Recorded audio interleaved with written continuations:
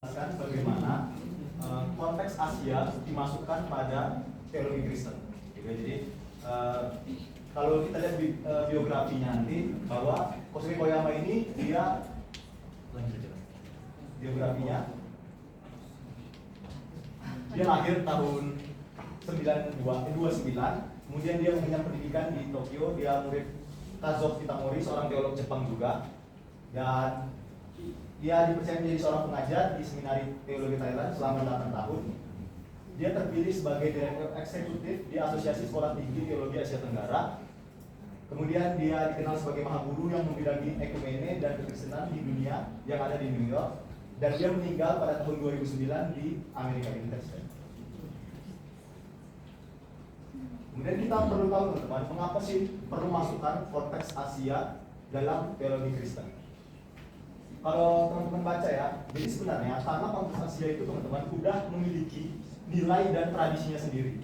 Nah sehingga kalau kita paksakan kekristenan yang kita pahami langsung masuk, maka akan terjadi penolakan. Jadi ibaratnya ya kayak PDKT teman-teman. Kalau teman-teman tiba-tiba orang datang lalu bilang, aku suka padamu, mau nggak jadi pacar? Pasti nggak mau teman-teman. Ya kan? Jadi kalau kita suka, kita riset dulu. Ya, ini orang hobinya apa sih? Gitu ya. Ini orang hobinya apa? Terus makanan kesukaannya apa? Gitu ya. Nah hasil riset itu, maka kita temukan tradisi dan nilai-nilai. Nah kalau dia suka sate teman-teman, jangan teman-teman kirim cilor. Nah bisa marah dia. Nah jadi nilai tadi itu dia udah ada nilai gitu teman-teman. Dia punya, kalau ibarat PDKT dia punya apa yang dia suka gitu ya. Dia punya kepercayaan. Nah kalau kita masukkan langsung apa yang ingin kita masukkan, otomatis bertabrakan. Nah sehingga kita perlu teologi kulturasional menghargai tradisi dan nilai-nilai yang ada dalam masyarakat di Asia tersebut. Nah, kemudian mengapa kerbau teman-teman? Ada alasannya teman-teman. Yang pertama itu kerbau ini sebagai hewan yang dekat dalam kehidupan masyarakat Muang Thai pada saat itu. Muang Thai ini Thailand ya teman-teman. Karena kerbau ini banyak, dia sangat bermanfaat teman-teman. Dia membantu dalam pekerjaan pertanian, dia juga membantu dalam transportasi, dia juga menjadi sumber mata pencaharian bagi banyak orang. Dan kerbau ini sebagai simbol kehormatan karena dia membantu manusia di bidang pertanian. Nah yang terakhir teman-teman, kerbau ini membantu kita lebih mudah memahami pesan orang Muang Thai pada saat itu. Karena jadi Koyama ini ingin menyampaikan pesan teologis dengan cara yang dekat dengan kehidupan sehari-hari masyarakat Asia Tenggara khususnya Muang Thai. Nah kemudian konteks masyarakat teman-teman. Jadi dalam bukunya itu teman-teman, Koyama ini membagi dua. Ada Muang Thai 1, ada Muang Thai 2. Muang Thai 1 ini teman-teman orang masyarakat yang tradisional gitu ya. Jadi mereka masih menghidupi nilai-nilai luhur dari leluhur-leluhurnya. Sementara Muang Thai 2 ini adalah masyarakat yang udah lebih modern ya. Dan Muang Thai 2 ini adanya di Bangkok teman-teman. Cirinya ya pendidikan, transportasi itu udah lebih maju dari Muang Thai 1 dan Muang Thai 2. Dan Koyama sebenarnya ingin cari titik temunya teman-teman. Ya bagaimana Muang Thai 1, Muang Thai 2 kekristenan. Jadi tiga gitu kan. Nah makanya dalam bukunya dia pakai istilah kalau yang lebih modern tadi teman-teman, karena dia kebarat-baratan, dia mereka sering berpikiran ala kebarat-baratan juga, Aristoteles. Jadi dalam bukunya Koyama sebut itu sebagai lada Aristoteles. Nah sementara dia orang yang tradisional masih berpikiran tentang Buddhis gitu, masih berpikiran tentang Buddha gitu. Jadi kebanyakan Buddhis sehingga Koyama memakai kata garam Buddhis. Nah dalam buku itu Koyama bilang sebenarnya kalau dicampur garam Buddhis dan lada Aristoteles justru membuat cita rasa kekristenan itu menjadi lebih sedap, gitu ya. Dan karena sebagian besar itu masyarakat Buddha, maka pemikiran mereka itu ini teman-teman, 3 karakteristik Buddha: dukkha, anatta, dan anicca. Kita masuk satu ya teman-teman.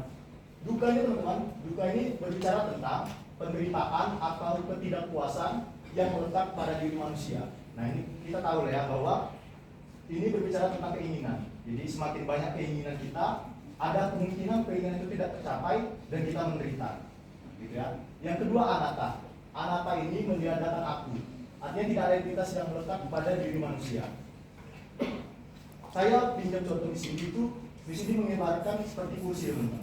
Jadi kursi ini dia terdiri dari kakinya, terus sandarannya, terus untuk kita duduk gitu. Jadi kalau hanya salah satu, kalau hanya kakinya doang itu bukan kursi, gitu ya. Kalau hanya tempat duduknya doang itu bukan kursi. Kalau hanya sandarannya doang juga itu bukan kursi. Nah jadi nggak ada entitas yang tetap pada diri kita. Kita ini terdiri dari beberapa unsur tadi, gitu ya.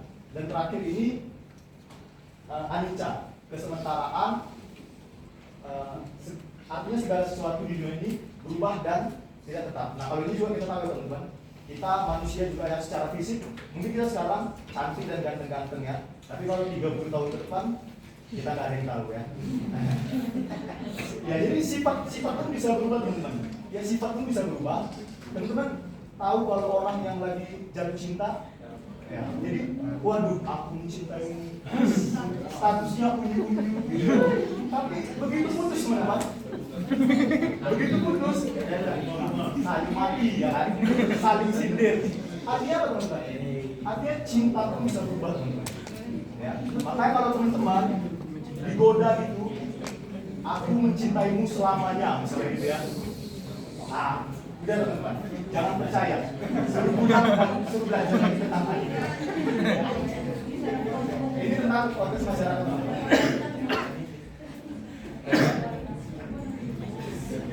Kita akan masuk ke teori model.